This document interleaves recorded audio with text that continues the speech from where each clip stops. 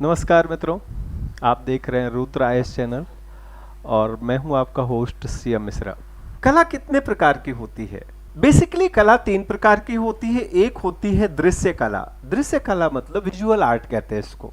Visual art यानी जिसको visualise किया जा सकता है, जिसका विजुअलाइजेशन किया जा सकता है, जिसे आंखों से देखा जा सकता है। उसमें पहला होता है चित्रकला यानी पेंटिंग कहते हैं, दूसरा होता है मूर्ति कला, तीसरा होता है वास्तुकला और चौथा होता है ग्राफिक डिजाइनिंग या ग्राफिक कला। ओके, तो ये चार कलाएं जो है चित्रकला, मूर्ति कला, वास्तुकला और ग्राफिक, ये विजुअल आर्ट का हिस्सा है। इसके अलावा परफॉर्मिंग आर्ट हो जाती है यानी प्रदर्शन कला हो जाता है। प्रदर्शन कला में थिएटर, रंगमंच होता है, डांस, नृत्य होता है, संगीत, म्यूजिक होता है और फिल्म मेकिंग या फिल्म का निर्माण होता है। लिटरेचर की बात करें, साहित्य की बात करें तो साहित्य में कविता, नाटक, कहानी लेखन यानी कविता हो गया या गीत हो गया, नाटक हो गया, स्क्रिप्ट राइटिंग हो गई, ये सब साहित्य की चीज होती है। तो इस तरह से हम कह सकते हैं कि कला तीन प्रकार की होती है: दृश्य कला, प्रदर्शन कला और साहित्य कला या visual art, performing art and literature. इसके बाद हम कला को अगर हम उसके उद्देश्य के आधार पर वर्गीकृत करते हैं, क्लासिफाइड करते हैं, तो कला पुनः तीन प्रकार की हो जाती है। एक होती है ललित कला यानी फाइन आर्ट कहते हैं, दूसरी को हम अप्लाइड आर्ट या अनुप्रयुक्त कला कहते हैं, अप्लाइड आर्ट के नाम से जानते हैं, और तीसरा होता है डिजिटल आर्ट। तो हम इसके बारे में जानते हैं कि फाइन आर्ट क्या है और अप्लाइड आर्ट क्या है और डिजिटल आर्ट क्या है। इन तीनों में एक बहुत बेसिक सा डिफरेंस है। फर्स्ट ऑफ ऑल हम ललित कला या फाइन आर्ट के बारे में जानते हैं। तो फाइन आर्ट या ललित कला में पहली बात तो क्रिएटिविटी होती है यानी रचनात्मकता होती है, सृजनशीलता होती है, ब्यूटी होती है यानी अपनी सृजनात्मक क्षमताओं को अभिव्यक्त करने के लिए जब कोई व्यक्ति किसी रचना को इस तरह तैयार करता है कि उसमें सौंदर्य झलके, उसमें सौंदर्य का बोध होना जरूरी है, यानी वो बनाने वाले को भी और देखने वाले को भी दोनों को सुंदर लगे, उसका एक इंटेलेक्चुअल वैल्यू हो यानी बौद्धिक मूल्य हो। बौद्धिक मूल्य का मतलब हो गया कि वो जो कला है, वो जो कृति है, वो कुछ कह रही हो, वो कुछ बताना चाह रही हो, वो कुछ बोलना चाह रही हो, उसका कोई भाव हो, उसकी कोई मीनिंग हो।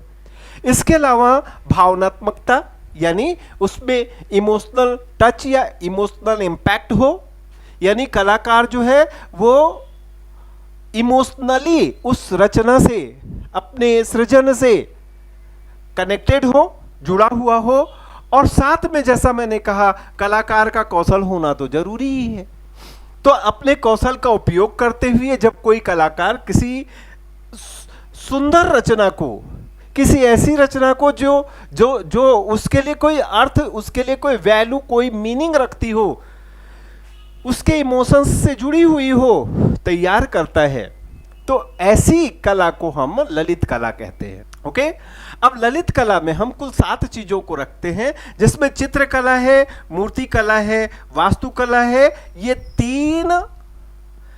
तीन हो गए, चित्रकला, मूर्ति कला, वास्तुकला, विजुअल आर्ट हो गए। इसके बाद संगीत है, नृत्य है और रंगमंच है।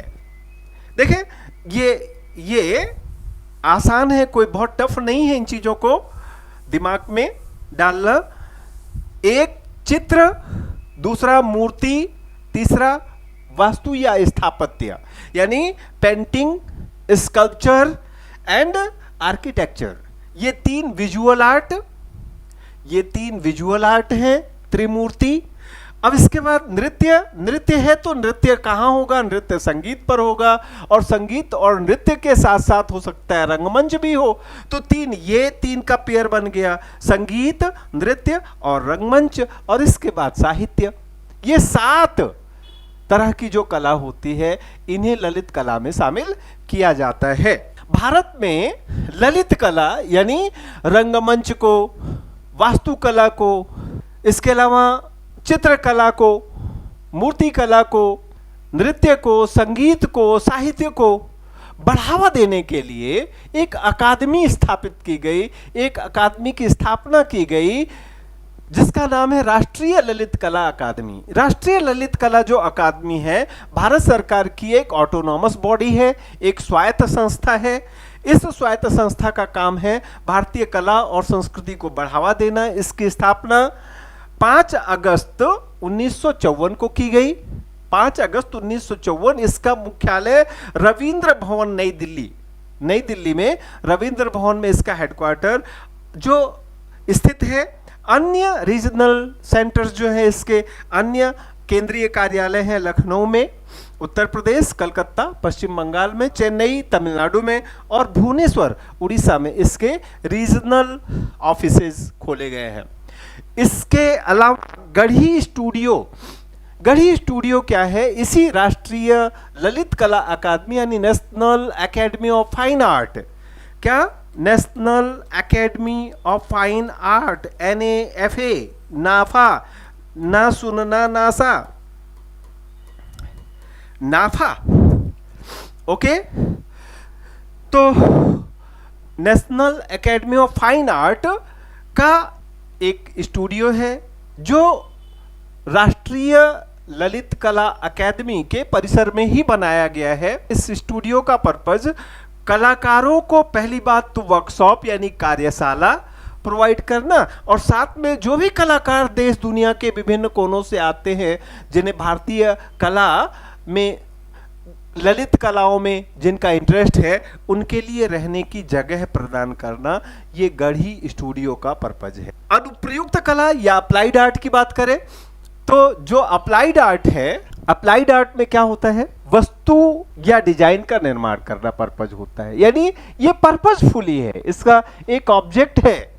ये मन के भाव से नहीं जुड़ा हुआ होता है कि मन का भाव अच्छा है तो हम बनाएंगे, नहीं तो नहीं बनाएंगे। और साथ में आकर्षक हो वो जो चीज बनाई जा रही हो। भाई जैसे मैंने कहा कि मुझे अपने घर में सजाने के लिए एक मटके के ऊपर कोई पेंटिंग बनवानी है, मतलब एक क्ले पॉट है, क्ले पॉट के ऊपर कोई पेंटिंग बनवानी है। क्ले पॉट बड़ा सा मैं लेकर गया हूं और कलाकार के सामने मैं रखता हूं, अपनी डिजाइन देता हूं और मैं कहता हूं ऐसे ही बना दे भाई तू, तो वो बनाएगा, वो उस डिजाइन को बनाएगा उस वस्तु के ऊपर। और अगर वो अट्रैक्टिव नहीं हुआ तो फिर मैं या तो आगे से उससे काम नहीं करवाऊंगा, या दूसरा अगर वो अट्रैक्टिव नहीं हुआ तो शायद वो प्रोडक्ट, वो कृति, वो रचना लेने से ही मैं मना कर दूं। तो दूसरी चीज क्या है कि डिजाइन निर्माण के साथ साथ इसमें आकर्षण होना जरूरी है और इसकी उपयोगिता होती है। ये इसकी एक यूटिलिटी होती है। विदाउट यूटिलिटी, ये जो यूटिलिटी है, यूटिलिटी ही इसे अप्लाइड आर्ट बना रही है। इसका एक पर्पज होता है, इसका एक उद्देश्य होता है, यूटिलिटी होती है। ये कोई मनोरंजन यानी मन के रंजन के लिए नहीं है। इसमें ग्राफिक डिजाइन आती है, इंडस्ट्रियल डिजाइन आती है, फैशन डिजाइन आती है और इंटीरियर डिजाइन जैसे विषय को शामिल किया जाता है। और तीसरा आर्ट है जिसको हम कहते हैं डिजिटल आर्ट। जब किसी भी कृति को बनाने में, किसी भी रचना को, किसी भी कलात्मक उत्पाद को निर्मित करने में डिजिटल टेक्नोलॉजी, डिजिटल तकनीकी का उपयोग किया जाए, डिजिटल टेक्नोलॉजी का यूज किया जाए, तो दैट इज डिजिटल आर्ट। इसमें digital painting, digital mapping, digital photography, digital videography etcetera, इन सब चीज़ों को शामिल किया जाता है। इसमें कंप्यूटर जनरेटेड इमेज से लेकर AI जनरेटेड आर्ट और ऑगमेंटेड रियलिटी तक की चीज़ों को शामिल किया जाता है। आज के लिए मेरे ख्याल से इतना काफ़ी है। इसी सीरीज को हम आगे जारी रखेंगे। और मैं आपको बताना चाहता हूं कि निश्चित रूप से यूपीएससी में हर साल कम से कम अधिक से अधिक 7-8 प्रश्न आर्ट एंड कल्चर के सेक्शन से पूछे जाते रहे हैं। यहाँ एक और बात मैं आपको बताना चाहता हूँ कि जब हम इस सिलेबस की बात सुनते हैं तो बहुत सारी बुक्स ने इसको बहुत लिमिटेड कर दिया है, बहुत सारी पुस्तकों ने इसका क्राइटेरिया बहुत सीमित कर दिया है, संकुचित कर दिया है।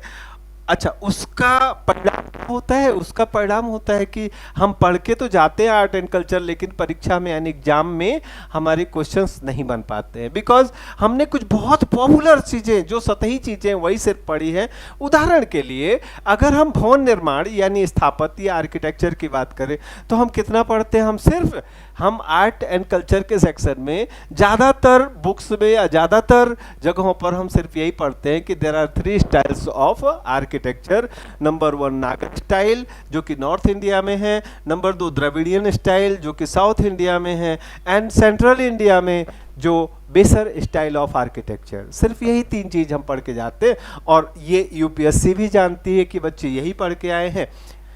ये सिर्फ इतना ही नहीं है, अगर हम स्कल्पचर की बात करते हैं तो हम क्या पढ़ते हैं? हम वही 3 चीजें पढ़ते हैं, मथुरा शैली है, ये अमरावती शैली है, ये गांधार शैली है मूर्ति कला की। इसके अलावा हम कुछ जानते ही नहीं, इसके दायरे से हम बाहर ही नहीं आ पाते हैं। तो मैं चाहूंगा कि ये क्लास को हम और आगे एक्सटेंड करें और आगे बढ़ाएं। इससे पहले कला और संस्कृति विषय से पिछले 10 साल तो बहुत हो जाएगा, 10 साल नहीं 3 साल में क्या क्या क्वेश्चन पूछे गए हैं, क्या क्या प्रश्न पूछे गए हैं, एक थोड़ा सा स्नैपशॉट उसका, यानी थोड़ा सा एक एनालिसिस, थोड़ा सा एक डिस्कशन उस पर हो जाए तो चीज़ें क्लियर हो जाएंगी।